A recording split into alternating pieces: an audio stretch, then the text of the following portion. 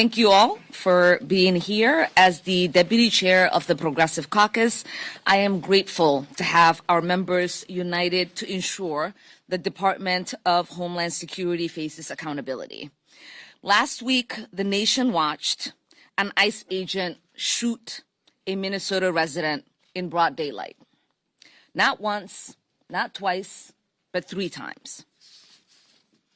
I am beyond heartbroken and outraged that the Trump administration's actions led to Renee Nicole Good's murder. Her final words before being shot were calm and non-threatening. She said, "That's fine, dude. I'm not mad at you." Those are the words of someone attempting to de-escalate, not someone posing a lethal threat.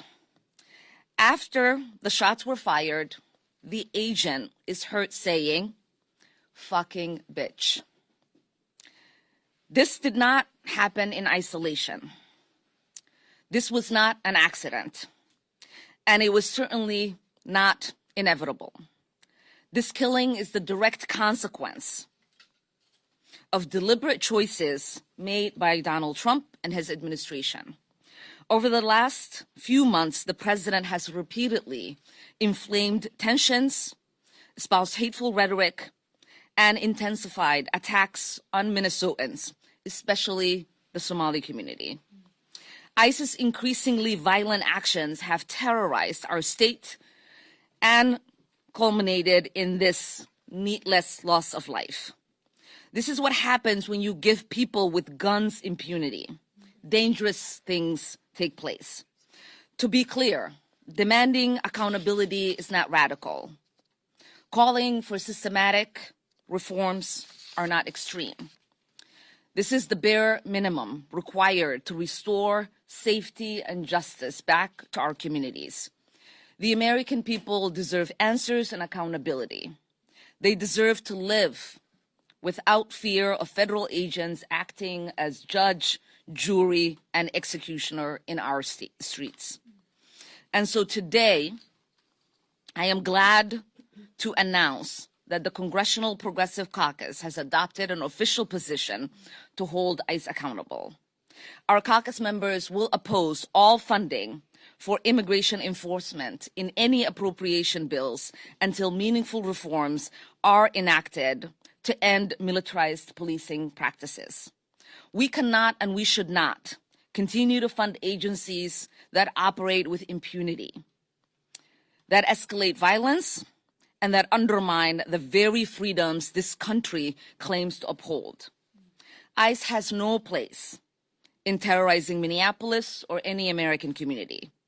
Together, we will stand united to ensure we put a check on the pattern of violence and lawlessness from this administration. Next, I want to introduce our whip, Congressman Chuy Garcia. Thank you.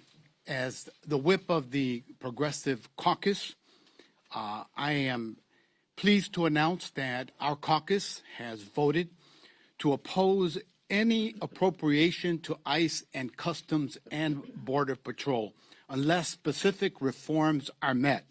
We believe in dignity, in justice, and accountability. ICE has acted lawlessly and recklessly for decades. It's only now that we have videos and the evidence. This isn't a new development, but now the problem has been supercharged. Led by Republicans, Congress has signed off on tens of billions of dollars for the agency. And just last year, Republicans gave DHS $170 billion for border and interior enforcement in the Big Ugly Bill, including $75 billion to ICE. Since then, ICE and other DHS agencies have doubled down on brutal, targeted enforcement programs. They've tear-gassed children. They've ripped families apart. They've disappeared and detained lawful permanent residents and U.S. citizens. They killed Silverio Villegas Gonzalez and shot Marimar Martinez 5 times in Chicago, in my district, within just a few days. And they killed Renee Nicole Good last week in Minneapolis. This is what happens when we give a bottomless pit of money to the Trump administration, which prefers death and destruction to the health, safety, and well-being of our communities. I represent a community that's been one of the epicenters of terror, as Minneapolis is today, and brutally unleashed by ICE and CBP. A community that could use those $75 billion for health care, for housing and education. With $75 billion, we could make a meaningful difference in the lives of millions who are struggling with insurmountable costs of living. Programs to provide housing to families, child care for 6 million children nationwide, 2 years worth of Pell Grants for low-income students. So today, I'm proud to stand in strong support of the position that our caucus has elected to adopt, rejecting unaccountable funding to ICE and CBP. And I also encourage all members, Republican and Democrat, to join us in voting no against the weaponization and the militarization of the government against our communities. Vote no on government cover-ups and lies. No to giving more money to Kristi Noem and other DHS officials who spit in the face of congressional authority and public accountability. No to using taxpayers to fund terror, trauma, and death in our communities. No más. Insto a todos los miembros republicanos y demócratas a que se unan a nuestra bancada para votar no en contra del uso de las Fuerzas Armadas y la militarización del gobierno contra nuestras comunidades. Vote no contra los encubrimientos y las mentiras del gobierno, no a darle más dinero a Kristi Noem y a los otros funcionarios del Departamento de Seguridad Nacional que desprecian la autoridad del Congreso y la rendición de cuentas ante el público. No al usar de dinero de las contribuyentes para financiar el terror, el trauma y la muerte en nuestras comunidades. Ya basta. Next, I would like to introduce the ranking member of the Subcommittee on Immigration of the Judiciary Committee, Pramila Jayapal. Thank you so much, Representative Garcia, and thank you so much, Chair Omar, for your incredible leadership and courage in this moment, and to all of the members of the Progressive Caucus for taking a very strong, bold, and necessary position on appropriations. We cannot continue with business as usual as immigration agents tear gas peaceful protesters, ram down the doors of residents in Minnesota and across the country, as they round up U.S. citizens, as they strip our rights one by one.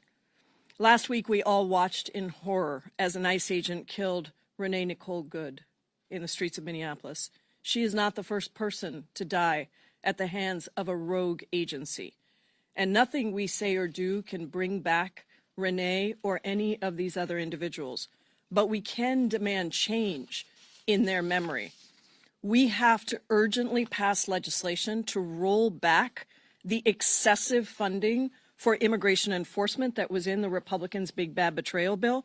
And we cannot support additional funding for the Department of Homeland Security without seriously meaningful and significant reforms to the way that federal authorities conduct activity in our cities, our communities, and our neighborhoods. No more masked agents. No more ramming down our neighbors' doors without a warrant. No more threatening and intimidating the American people from exercising their First Amendment rights. They must end detention abuses by immediately ceasing the use of private for-profit detention centers. 35 people have already died in ICE custody just since Donald Trump came in. As the ranking member of the Immigration Subcommittee, I get a notice every time an official death, and that's just the official deaths, are recorded. And there are reports that people are being forced to sleep on the floor with cockroaches, fed food with maggots in it, and had medical care withheld. Anything for these private facilities to save a buck. And there must be independent investigations of lawlessness and violence by immigration agents and Border Patrol agents, and meaningful consequences for those who commit these acts of violence. Not a slap on the wrist, no impunity given to these officers to do whatever they want on our streets and just sent back out into the streets. This Friday, we will be conducting our 6th hearing of the Immigration Subcommittee Democrats in Minneapolis. St. Paul, with Representative Omar and the Minnesota delegation. And we will hear from people who have been directly impacted, and we will continue to demand accountability, because that is the thing that the American people want, and it is absolutely what we must do today. With that, let me introduce the incredible representative from the state of Illinois, Representative Delia Ramirez. Thank you, Congresswoman. You know, as you're hearing my colleagues talk about what's happening in the streets, I really want to encourage you not to normalize this moment. You've heard a lot of what's happening over and over and over. And it's really easy for you to hear abduction, kidnapping, killing, beating, dying in detention. And if you hear it so much, at some point, perhaps, it may feel normal. None of this is normal. It's unconscionable. For the last year, Chicagoans and our neighbors across the country have been dragged, disappeared, beaten, abused, kidnapped, shot, murdered in front of their very own loved ones. And as Americans watch the violence and the indignity on their phones, on television, they've come to understand what so many of us already know, that the Department of Homeland Security is a threat to our collective safety. But I want to be clear. What is happening today in our communities, whether it's Minneapolis, Chicago, Oregon, North Carolina, LA, New York, New Orleans, and the list goes on, it's not an accident, nor is it new. You may be surprised by what I'm about to say, but DHS immigration agents, they're not rogue. Why? Because from its establishment, DHS and ICE has been empowered through a lack of oversight and too much latitude to violate our rights under the pretense of security and safety. Who is feeling secure and safe right now under the Department of Homeland Security? On January 7th in Minneapolis, Americans saw the danger of infusing unlimited resources into DHS's abuses of power. ICE shot U.S. citizen Renee Nicole Good in the face. But many of us have been talking about what's happening for a very long time. And we knew that unfortunately, at some moment, we would be here today, heartbroken and devastated, watching the number of people dying under DHS. So now we've plainly seen what they do with unlimited resources and unchecked power. Funding ICE only fuels our own destruction. We cannot assure our security by sacrificing our humanity, our dignity, our liberty. So what can we do? You've heard from my colleagues already. How do we protect our Constitution? We have to use Congress, appropriations power, to hold DHS accountable. Yes, and that means we must oppose new investments and demand policy change and reforms. It means we're not voting on a DHS package without any reforms, significant reforms. But I want to go further. We have to also impeach Kristi Noem. I want to go further than that. We need to prosecute the criminals in masks. We need to cut and claw back ICE's funding as natural consequences for DHS's disregard for the rule of law and violations of our rights. We have to use every single tool, including the power of the purse, to end the campaign of terror, because we brought ICE into this world. And we have a responsibility to decide what we do with it after. Let me just say a few added words in Spanish. Lo más importante que tiene que escuchar nuestra gente es que el Caucus Congressional Progresista, aquí con nosotros, ha decidido tomar una posición muy formal. Como no pueden imaginarse, el Departamento de Seguridad Nacional quiere más dinero para secuestrar a nuestra gente, para matar a nuestra gente en las calles, para meterlos en cárceles, mandarlos a El Salvador y a otras partes del mundo. el Congreso aquí, el Caucus Progresista Congresional, ha decidido que no votaremos por ninguna legislación que tenga más dinero para ICE, para el Departamento de Seguridad Nacional, que incluye también CBP, sino vemos reformas con contabilidad que sea en verdad concreto. Es muy importante que en este momento usemos todo lo que tenemos en nuestro poder para hacerlos a ellos contable, y con este grupo aquí lo haremos. Muchas gracias. Con eso es mi gusto introducir. It is my pleasure to introduce to you. I'm Spanglishing it right now. I know the president will love that. The one, the only, our champion for immigrant rights in Florida, Maxwell Frost. Thank you so much, Delia. Good afternoon. I'm Congressman Maxwell Alejandro Frost. I represent Central Florida in my town of Orlando here in Washington, D.C. Today, I want to speak about the choices Congress faces in the upcoming appropriations bills, the responsibility that we have on funding decisions that we make. And I'm very proud of the Congressional Progressive Caucus for taking this principled stance, because the one thing that we can do that no one else in the communities that we represent can do is walk onto that House floor and cast the ballot and cast the vote. And what we vote for and what we vote against is a true reflection of not just our character, but also our priorities and what we believe needs to happen in this moment. And as we see these videos and these accounts, as we see ICE in our community terrorizing our people, kidnapping Americans, human trafficking people across the entire world, our position is simple. We will not fund that. We say no to funding for any DHS appropriations bill as long as our people will continue to be killed in detention facilities, on our streets, in our communities, as long as this lawlessness continues. And this position is grounded in the reality of what's happening right now. 32 people have died in ICE custody in 2025. In 2025 alone. The agency's deadliest year in more than 2 decades. And in case after case, families and attorneys pleaded for basic medical care. Their loved ones died after being denied the treatment that they needed. In December alone, 6 people died in detention facilities. The pattern is accelerating, not improving. And just last week, Renee Nicole Good was shot, killed, murdered by an ICE agent in Minneapolis. She was a mother, a partner, a neighbor, a poet, a member of her community, and her death was preventable, and it should have never happened. Our nation is at a critical inflection point. When immigration enforcement results in the loss of life, whether in a detention facility or in our communities, it exposes deep failure in oversight, use of force standards, and accountability mechanisms. Congress cannot look away.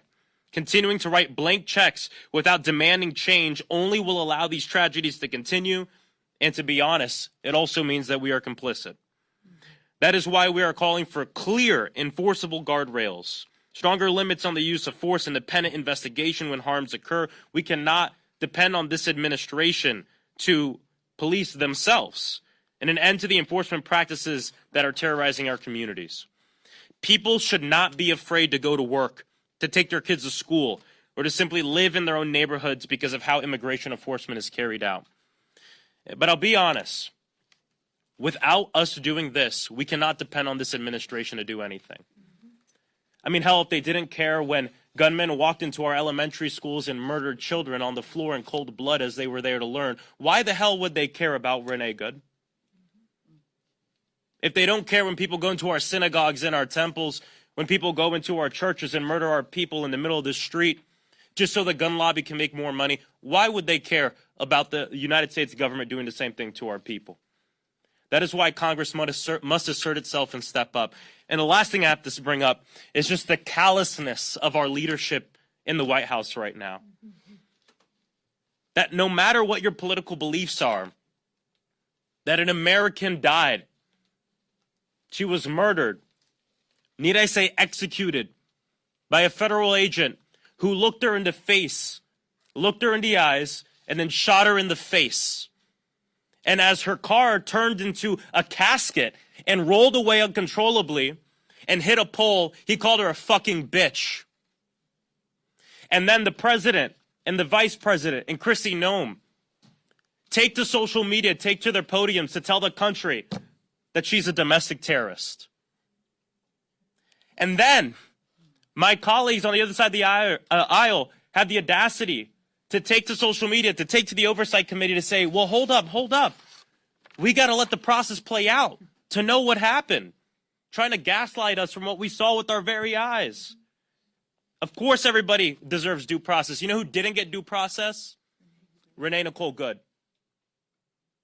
She didn't get a shred of due process before she was murdered and executed by an ICE officer who obviously wanted to do her harm because he was mad, because he was angry, and he had a gun. And he used that gun to murder an American and a human. There is no leadership in this nation right now. It is a very dark moment. And I'm not going to hold my breath waiting for this administration to do the right thing. And so I'm proud of the Congressional Progressive Caucus for taking a very principled stand to say that we are not going to be complicit in the killing of our people, in the terrorizing of our communities, and we're going to do something about it. Without further ado, let me bring up my colleague, Representative Maxine Dexter. Thank you all for being here and shining a light on this critical issue at a pivotal moment in our nation's history. I'm proud to stand here with my Congressional Progressive Caucus. I am Maxine Dexter.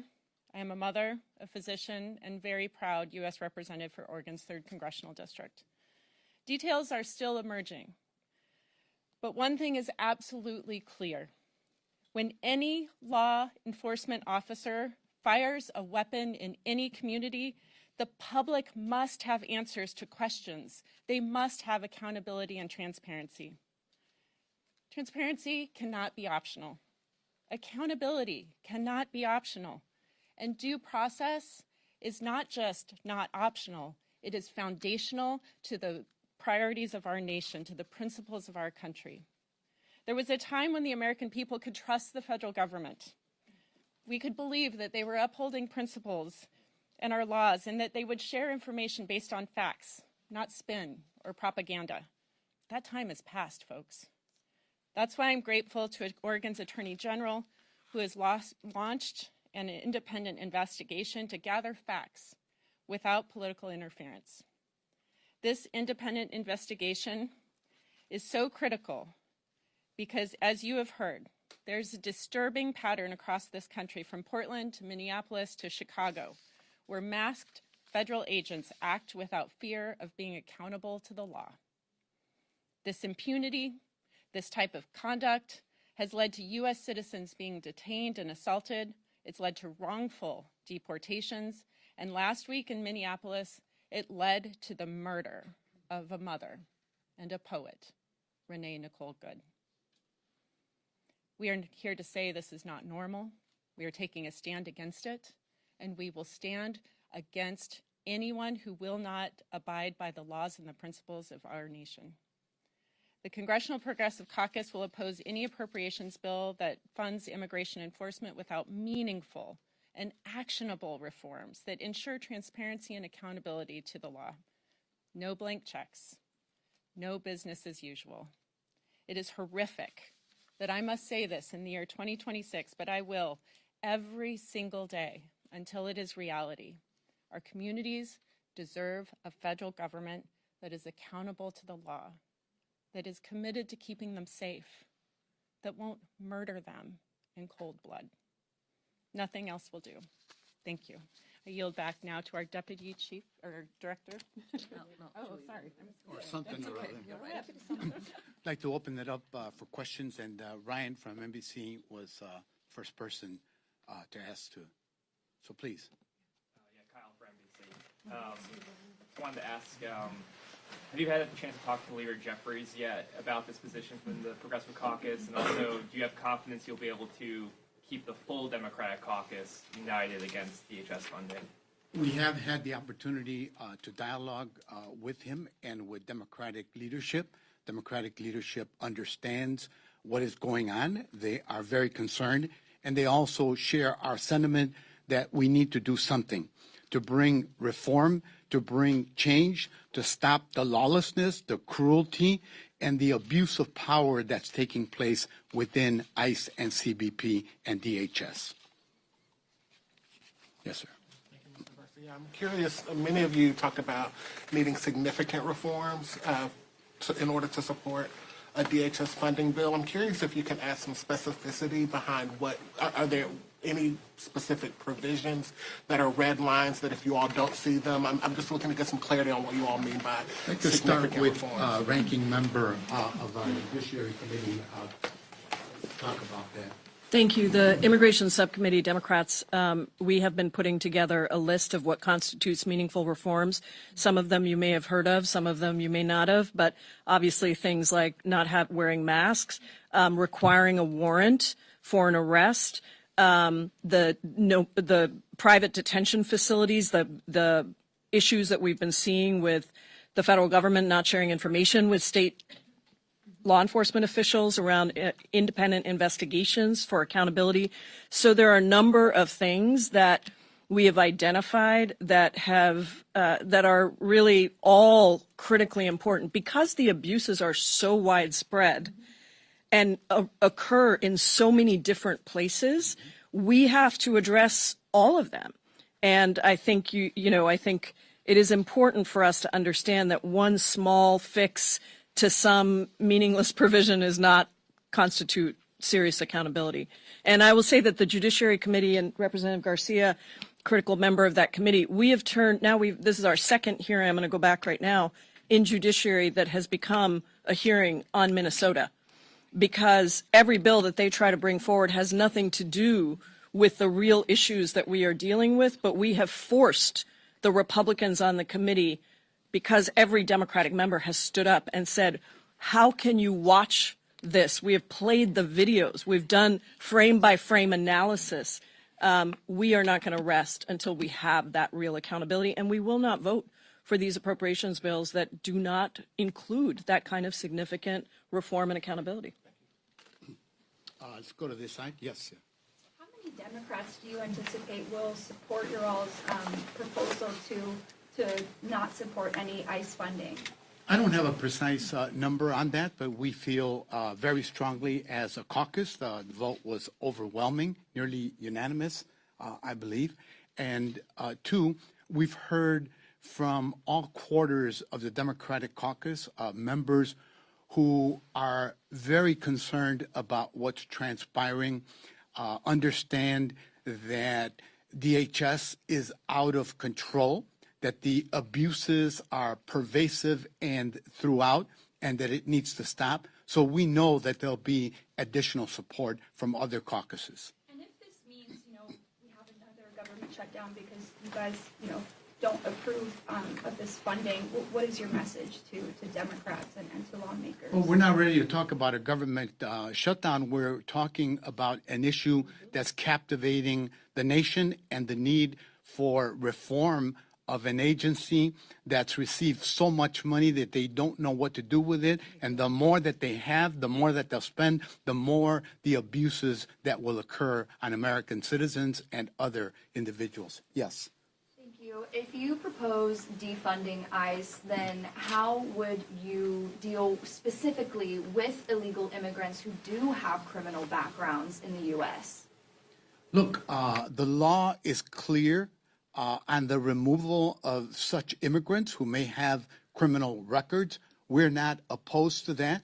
What we're opposed to is the trampling of constitutional rights, the racial profiling, the use of masks, the use of the deadly use of force, the disrespect that agents show in our communities has never been inflicted on any community in recent history. And that's what really is at the heart of all of this. You can't be treated like dirt and not protest and not be outraged about what's happened. Yes. Thank you. Similar to that question, but if funding or authority even for ICE is reduced, who ultimately fills that enforcement gap, and how do you reassure the American people that these changes won't end up shielding the criminals? I'll defer to Ranking Member. Look, I want to be very clear that what's happening right now is the Trump administration is taking away law enforcement that should be focusing on real national security threats, on real criminals, and deploying them to immigration and harassment, kidnapping, detention, killing of U.S. citizens, residents, undocumented immigrants who have never committed any crime in this country. That is what's happening. 25% of FBI agents have been deployed to this. Homeland Security Investigations, which is HSI, part of ICE, used to focus on real criminal investigations. And even those of us who didn't like what ICE was doing used to support many of those investigations that HSI used to carry out. Those were important investigations. HSI is now working on this. And you may have seen the news that the prosecutors who at the Department of Justice who are responsible for the so-called fraud investigation in Minnesota just stepped down and resigned because this is being used to go after immigration, go after people in the state of Minnesota just randomly. And today we played the video in Judiciary Committee of doors being battered down. I just want to remind everybody that the Fourth and Fifth Amendments of the Constitution apply to everybody, citizens and non-citizens alike. So I think we have to actually look at this and turn your question the other way and say, do you care about actual national security and public safety? Because what is happening right now is undermining the safety and security of all Americans across this country. Go back to this side. Yes. Can I add something? Oh, sure. Just real quick, everyone should be aware that progressives in Congress are the crime fighters in Congress. And this isn't just like a talking point that I'm making up. We have a record on this as well. Donald Trump does not care about fighting crime. He doesn't care about keeping our people safe. What does the record show? Bipartisan Safer Communities Act, putting forth an Office of Gun Violence Prevention, making sure that we fund agencies like ATF to actually go after secondary and black market guns and ghost guns. And guess what? It worked. For the past 3 years, the last 3 years of the Biden administration, gun violence that went down the most it's ever gone down in our nation's history, including homicides by gun. What are the first things that Donald Trump did? Gut ATF. Get rid of crime gun intelligence. Get rid of the Office of Gun Violence Prevention. Scale back community violence intervention work. All these things that were supported in many cases in a bipartisan effort, Trump got rid of. Yeah, and pardoned insurrectionists and pardoned people. So I just think it's important to know that for a lot of time, those on the right here in Congress want to use crime and talk about safety as a political point to win an election. Then they get into office and they don't do anything to actually make our people safer. They try to use it for their own agenda. We have passed legislation that has resulted in less people dying and less crime being committed. Those are the numbers. And they don't care about how Donald Trump feels about them. Because every life saved, and behind every number, there's a human. And we get that. So if you want to ask somebody about crime, please ask congressional Republicans and Donald Trump why they're fine with gutting the ATF, why they're fine with completely stepping away from making sure that we do something about the black market of guns and ghost guns that are hurting our communities and that are out there killing our people. That's community safety. Yes. Thank you for taking my question. Oh, sorry, Congressman. Did you want to? Sorry, I was just on, I understand your position related to DHS appropriations bill is focused heavily on immigration enforcement and what happened in Minnesota. But obviously part of the DHS appropriations bill, it also funds the TSA, it also funds FEMA. And so when you guys make this position about not voting for a DHS appropriations bill that doesn't have reforms to ICE and those immigration services, how do those people like TSA agents and people who need FEMA funding factor into that, given, you know, TSA agents just worked for over 40 days without getting paid during the government shutdown. So what's your message to those people if you're not going to vote for a DHS appropriations bill? The greatest abuses and trampling of Americans' rights are occurring in the places that are in the news right now. No caucus is as pro-labor and pro-worker as is the Progressive Caucus. We have many, many champions in our ranks. We appreciate all of that. We think that the American public, especially new polling that was released, is in a new place about these abuses. They want it stopped. They don't want the types of tragedies that we've seen all over, and they're sickened by the trampling of people's constitutional rights and the racial profiling that is going on in communities. We're sensitive to that. What we're saying is, let's sit down, let's work out some reforms, and then we can talk about appropriations and votes. Yes. Thank you so much. I have a question for Representative Omar, if that's okay. A question that I have, if you are, how are you coordinating with state and local officials in Minnesota to support affected communities in Minneapolis and St. Paul amidst these tragic events happening? I mean, we have our staff that is in the district doing the constant work of making sure our congressional delegation, obviously the Democratic congressional delegation from Minnesota, and our local communities are getting information that is necessary, but also taking that information and seeing ways in which we could be supportive. Thanks. I understand we have Michael from the New York Times here. Yes, sir. So much pressure now. I wanted to ask, so you guys are talking about attaching meaningful reform to an appropriations bill, but as I'm sure you know, Secretary Noem, in a court filing on Saturday, suggested the sheer amount of money that was given to DHS during that reconciliation bill exempts them from an existing oversight requirement appropriations. So how do you contend with that as you're pushing for meaningful reform on a spending bill that she's already suggesting she has enough money to work around? You want to do it? Okay, first of all, it's a BS argument, and hopefully the court is going to say that. Clearly, we have to spell things out even more than we have. But first of all, you can't make an argument that in that particular case of that detention, that federal facility, that is a federal building, as I understand it, Representative Omar, and you can't suddenly say that that was only funded by the one big bad betrayal bill. So it's not, we don't think we're in court around that. We don't think it's going to hold up. But what I would say is, why are Republicans refusing to have accountability for agents who go rogue? Why are they refusing to have an independent investigation into this? Why were they immediately out trying to classify what happened and lie about what happened and gaslight the American people who saw it with their own eyes? Because they don't want, and Kristi Noem herself, by the way, on CNN said, you can't trust the government. And Dana Bash said, you are the government. She said, I know, that's what I'm saying.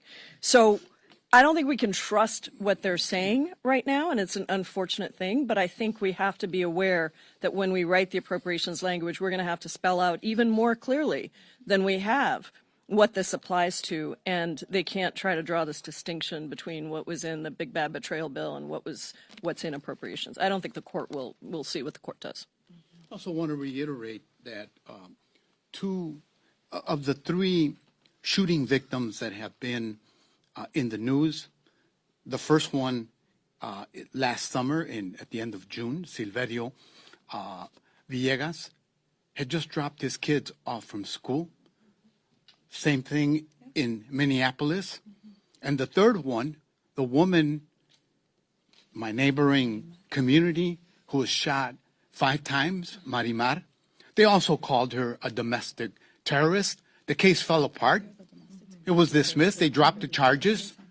They've used these labels on every single one of those instances. And that's reprehensible, unconscionable. Yes, sir. I understand the official position is just related to the DHS funding bill, but if there aren't any reforms to ICE or changes to ICE policy, should Democrats oppose the other funding bills to try to force Republicans to the negotiating table and try to get some policy concession? We have our position on this bill. We want to deal with that. We're ready to engage, and we're ready to negotiate. We'll take them one at a time. Yes. Nick? Oh, Nick. Several of you have referred to the shooting of Renee Good as murder. There hasn't been, a complete investigation. Are you perhaps prejudging, or the possibility of getting a fair trial for the shooter or his rights to due process? By calling it murder before anybody's been charged? Could I ask you a follow-up question? Would you ask that of the president and Kristi Noem when immediately they called the victim a domestic terrorist? That's right. And then they're going to be the ones that are going to conduct the investigation and ice out Minnesota from doing it? The reality is, as you see more and more footage, it is clear for us there was an intent to kill. I just did an interview with BBC with a former ICE director under Donald Trump, and we talked about the number of shots, and he said it doesn't matter the number of shots. He was trying to justify it. Yeah, the number of shots matter. There was an intent to kill. And then he went further and called her a fucking bitch. So I think we can go back and forth on that. What we are saying is we want to see an independent investigation. The public is demanding it. And for the sake of our own credibility as government officials, whether you're Republican or Democrat, that investigation has to happen because that investigation has been denied for Silverio Villegas, Gonzalez, and others. And the time right now is now, and we have an appropriations process to hold them accountable with. And I will just say that the very first person that made a determination about this case was Kristi Noem. That's right. And then Donald Trump. That's right. So I introduced an amendment today on a judiciary bill to call for an independent investigation into this, because this is what our Republican colleagues kept saying last week during a hearing. We need an independent investigation. While at the same time they were backing up the fact that the very institution that should be calling for an independent investigation from the beginning. Imagine how different this would have been if Kristi Noem and Donald Trump had immediately said, this is horrific, a U.S. citizen was killed, we've seen the video, it is extremely disturbing to us, we are immediately launching, in conjunction with state and law enforcement officials, an independent investigation into what happened. This whole thing would have, so I would just, I agree with Representative Ramirez. Ask the White House this question, because they are the ones that started this from the very beginning. We went back and forth in judiciary last week with our Republican colleagues who wanted to analyze it. Great, let's have an independent investigation. They don't want it. They all voted against it today. Last question. Mr. Wu? Yeah, I wanted to ask, in recent days, some Democrats, Mr. Espaillat among them, have been talking about the need to terminate ICE altogether and rebuild it somehow again. Is that a sentiment that you agree with, going beyond mere conditions for ICE? Nick, let me start, and members can feel free to chime in. I had never used the term abolish ICE until the last round of pounding that my neighborhood took. Bobino and company showed up to terrorize our community. Is that ICE? Because my wife is terrified, and I too was sickened by the choppers flying overhead. I don't know if it was intentional, constantly hovering over my home in Little Village, while the terror that ICE was bringing to my community was all over the commercial strip of our neighborhood, Chicago's second magnificent mile in terms of commercial retail activity. That's when I said we can never go back to normal. People will never understand that ICE is an agency of the government, that it has legitimacy because of all the violence that they have perpetrated, all the terror that they have sowed, and all the disrespect that they have demonstrated against the people that I represent in Congress. Thanks, everyone.